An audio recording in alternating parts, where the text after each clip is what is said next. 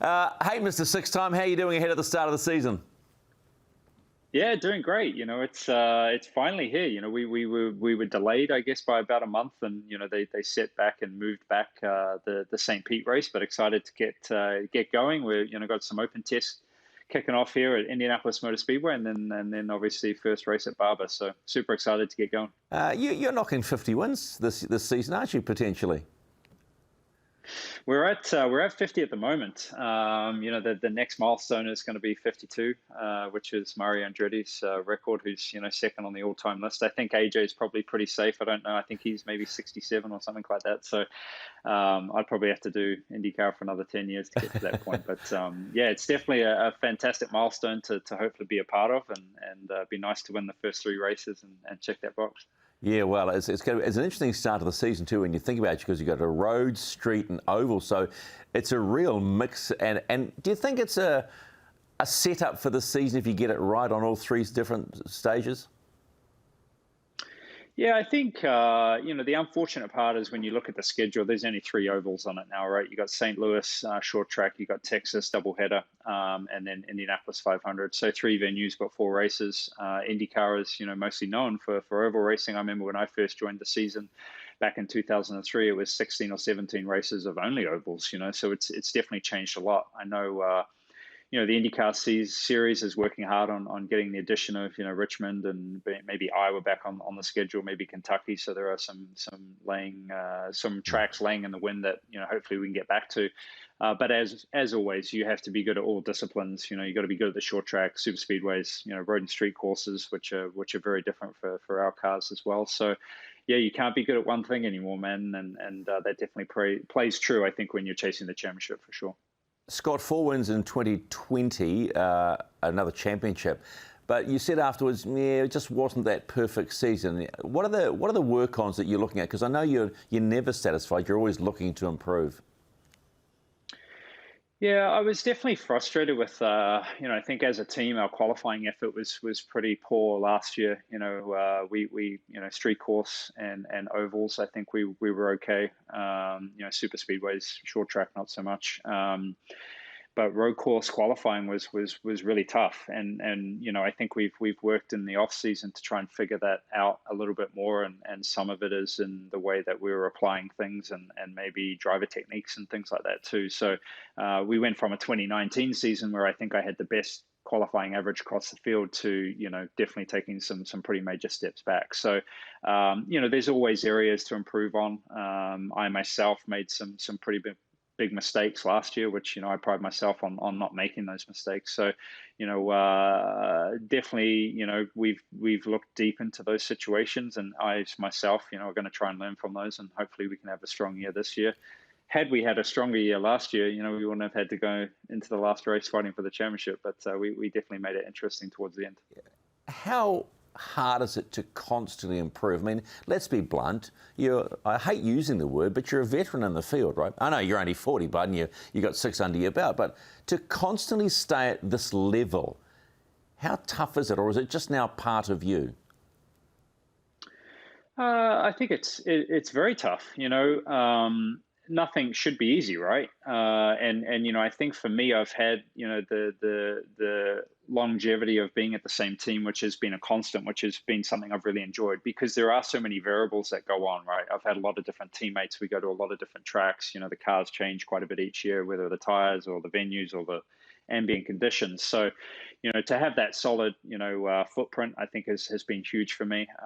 But, what drives you are, the competitiveness of the series to, those close misses, that's what keeps you up at night. It's not thinking about, oh, we won another championship. It's like, man, we came second again at the Indianapolis 500, for the 4th or 5th time. Those are the ones that really keep me up at night and really push me, I think, to strive for something a little bit better each year. But I think most importantly, it's about the people I'm surrounded by, whether that's, Emma, my wife, who's probably the most competitive person I know, or Chip, who leads the team and owns the team. Those two people, I get it at the track from Chip, and then when I come home, I get it, from Emma. So it's an interesting dynamic, but something I really enjoy and really love.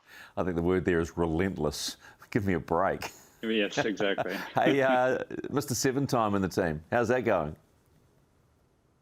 Yeah, it's been really fun. Obviously very hard. I think I was asked that question many a times in our pre-media events that we've had, and I think the word I used the most was he's must be a bit crazy, because in their right mind would want to do what he's doing at the minute. After winning 7 NASCAR championships and then basically having to unlearn what he's done for the past 20 years in a career, and then start from scratch. So I admire the grit that he has to take on this challenge for one.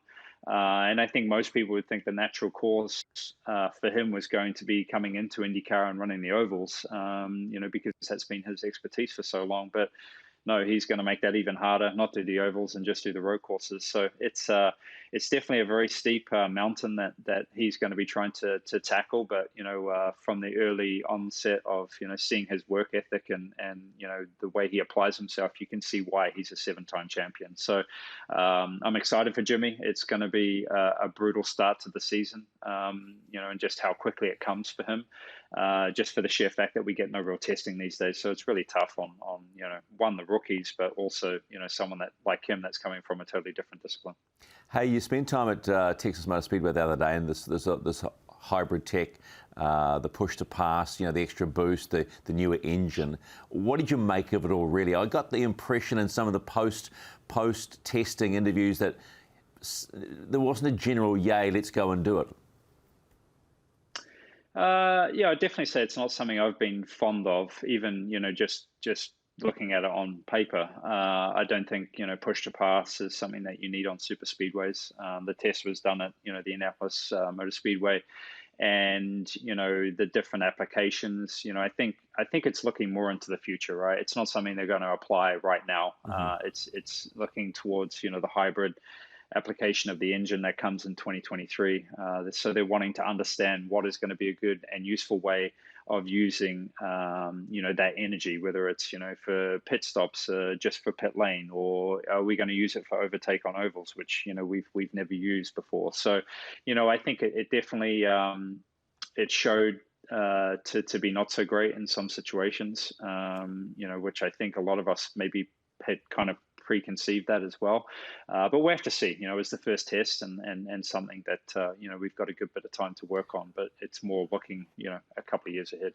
I read a nice article and you were mentioning how tight IndyCar is, which makes it just so much better. And you were suggesting that maybe it's too hard to separate big teams and small teams now, that it's going to come down to people. Yeah, I think it always comes down to people, honestly, and I see that with the atmosphere that I get to work with at, Chip Ganassi, and it's the combinations, right? We've had some changes this off season, with new drivers, but new driver team combos too, which I think are going to be very strong. And then some driver team combos that, have now had a year or two at it and are going to become even stronger. So, it's going to be a really interesting season. I think you normally have your set of or group of people that you focus on for the championship, but I think that group has got a lot bigger very quickly.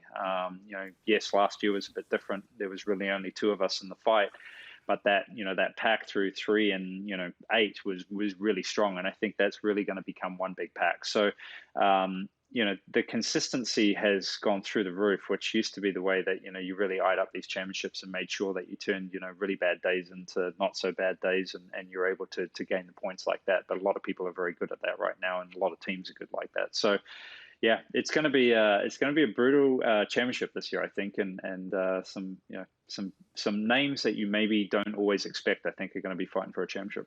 Well, let's speak of one, and this is the obvious question because you'll expect it, but from where you sit, how big is the challenge for Scott McLaughlin? I'm excited for him, and secondly, it's cool to have, another Kiwi. I've been waiting 20 years for another Kiwi to be on the grid, so it's exciting. I'm excited for him. I spoke to him a lot before, he came up to America and made this transition. I think a lot of people expected that, he was going to be going to NASCAR, which, I think some were shocked with the direction that he did choose. But I know he loves, he loves America. He loves, previously coming to the races up here with Team Penske.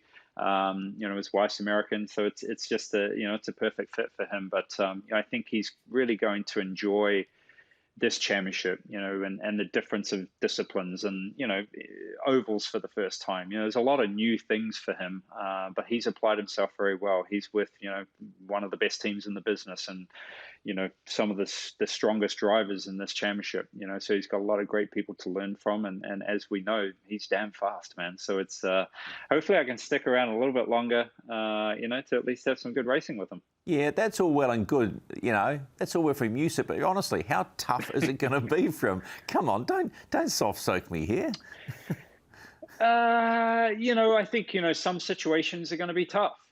Some, I think, are not going to be as difficult as he maybe thought so. And again, I think I was applying the fact that, he's got a lot of good help around him, so he won't be searching for answers. He's going to have the answers immediately and what he needs to do, how he needs to apply himself. Yes, it's very different from what he's typically done.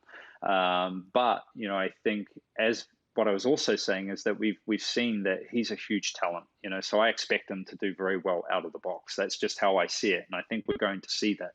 So, again, I'm excited for the challenge that he's taken on. It's a very big shift in his career, but I think it's going to be a very good shift and something that he's going to love doing. Okay, most important question of the day. Who's quicker out of their kids? Who's showing the need for speed? Poppy, Tilly or Kit? Well, Kit's just a menace, man. He just wants to break everything. I never thought there was going to be this situation of girl boys and how different they are. Obviously, personalities, kids, all three of them are very different. But man, his favorite toys are like pots and pans and smashing into the kitchen, man. So I don't, my wife is not particularly loving that at the minute. But I'd say Poppy and Tilly are a close race, even though Poppy's a little bit older. But they're very much like their mother. They're very good on their legs. I still need my car to obviously keep up with all of them. Thanks, bud. Nice work, mate. Nice work. Thanks, man. Yeah, nice talking to you, buddy. Good luck this season, eh? I appreciate it. Good to see you guys. Yeah, likewise. Take care, bud.